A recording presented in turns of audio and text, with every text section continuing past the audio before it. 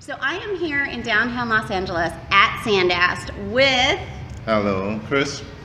the actual Sandast creator himself. So I wanted to come down here for a few reasons. There are so few American leather makers that are still doing their craft by hand and still making a product that is, it sings, right? So their end goal isn't, can I make it faster, cheaper? It's, can I make it last as long as possible and control everything about the process, down to the zippers and the leather and the braiding and how it's stitched. And Sandast is one of those companies, one of those few companies. So I want to sit down with a maker and just give you a chance to say, I love this about the leather. This is what I do. This is my goal. Like, when you decide I'm going to make a bag, or like this. Like, you could go out and get a leather holder for wine, but you cannot go out and get this kind of detail. So he has it like engraved in multiple spots. Here on the brass, and I'll do a still if you can't see it, even that's engraved. And there's just a level of quality that you don't see anywhere else. Tell us sort of your process. Like, how did you start Sandast? What is sandasting? I didn't even know that's a thing. That's how you treat your leathers, right? Sandasting is, in my dictionary, sandasting is more like doing the extra mile. Going the extra mile to create something unique and beautiful. So, the way we approach things or making things is just doing our best at little things we do. And I've noticed over the years, when you put so much love into products, eventually people, they notice it. And that's been our approach from day one. And of course, we weren't always like this. I found the company, Sandast, like back in 2010, and I had an ex-partner, and I came in as an investor first. I knew nothing about the design, nothing about the leather. I just liked the concept because I was in fashion business for quite some time. I knew the trend was going through, back in early 2000, 2005 or whatever. It was all about, look at me, the big logos, big stitching, and big, look at me, look how much money I had, that kind of fashion. And that was fading away. And my ex-partner came to me with this idea about like vintage Americana kind of concept, and I liked it. So I said, okay, let's do it. But when we started, we were naive, and I wasn't careful with the money. So I mismanaged the money, and there were a lot of people who gave me the wrong advice, so to speak. Okay. So by the 2012, my investment dried up, and my partner decided to leave. And I thought about doing the same, but during that struggle, there's just somehow the logo or the name, it kind of stuck with me. It became like a child. You have a beautiful girl over there. And I was like, I know I should leave. But at the same time, it became like my child. And like, you're not abandoning your baby. it's like, I think you, as a mother, you understand, either you protect your child or you die protecting it. So from 2012, I sold my house, car, life insurance, anything and everything that had a value, I sold it. So That must have been terrifying.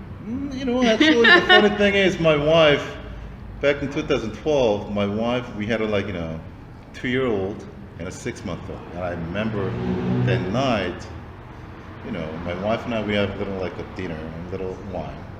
And I told her, honey, we gotta sell the house. Always a start to a really good conversation. Well, I didn't start from the, we gotta sell the house, but, it was kind of little. Well, thanks to my wife, she's like, why? And I told her, we're going to make a go of this. I just cannot get away from it. I'm addicted, so to speak. It's like, okay. And to this day, we have that conversation, kind of laugh about it. So, yeah, that's how the journey began. And because I could not hire anybody else, I had to learn. So from scratch, I mean, the great thing about this generation is there's everything. There's so much information out there. Mm-hmm. If you wanted to learn, trust me, you can learn. So I started learning from basics, and luckily I had a Louis and Rosa who's been here since day one, so to speak, and they taught me from A to Z. And the reason I really feel this bag is so special, it's not our stellar number one seller. Its name is Sandast, because Sandast in Latin, it means star.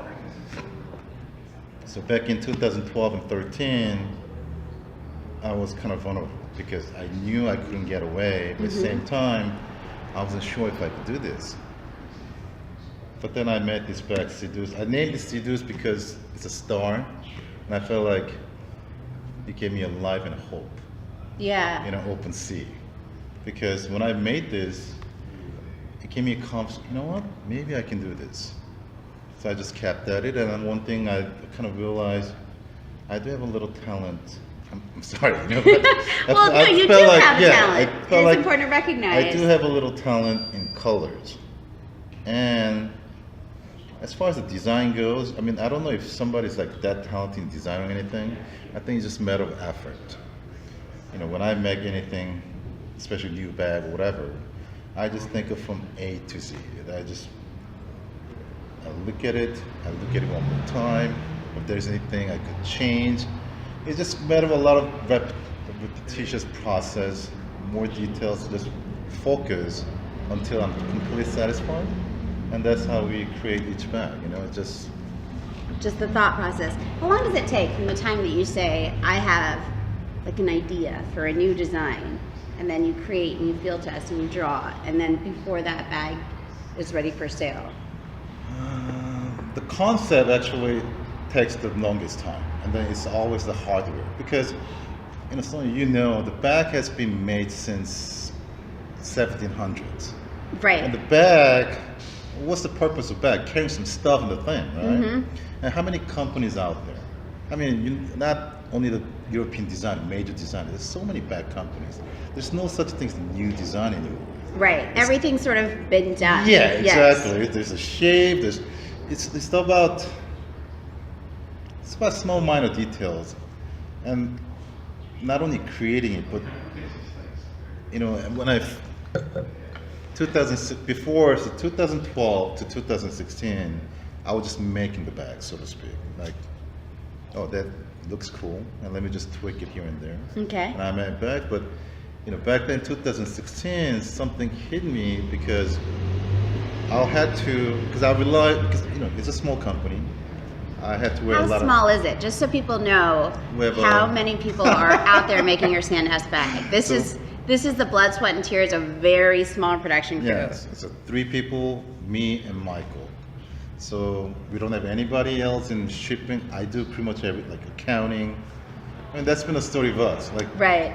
just 3 guys, just do a lot of other stuff just to maintain the company. But thanks to the fans, and I think you guys know who you are. Yes, all the support. very loyal fans. Yes, we've been slowly growing. Mm-hmm. And I really like the pace we're going because our bag. The thing is, I like the way we are at the moment.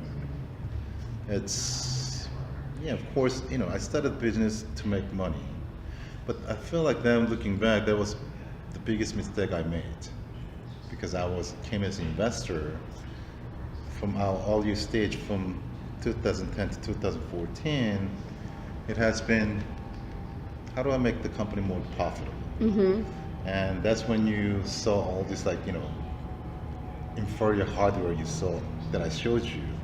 It's about, so when you focus on profits instead of the beauty, what you do is you start cutting the corners and start masquerading inferior thing as if they're superior.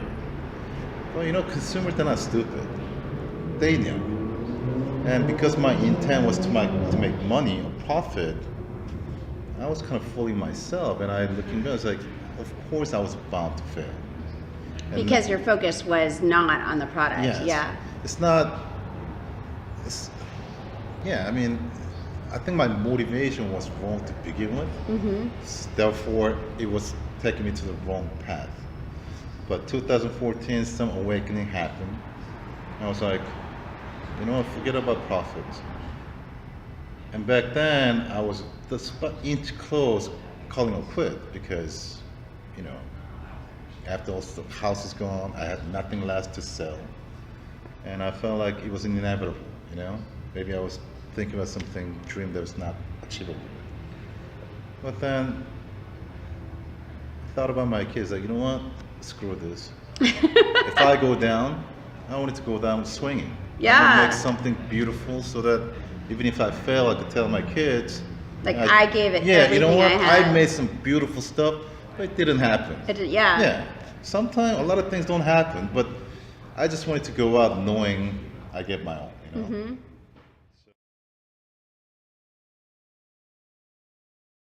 He's isn't that good? And he's fun and relaxed and easy. And then I asked him a question, and he. So the camera. Yeah, he just like. I don't even remember what I asked him. I mean, it was something so easy, and he was just like. And I said. Tell me something about yourself nobody knows. Yeah. I asked him a real softball question, and you could just see, like, takes off his Attention, hat, like runs his hands through his hair, and he's like.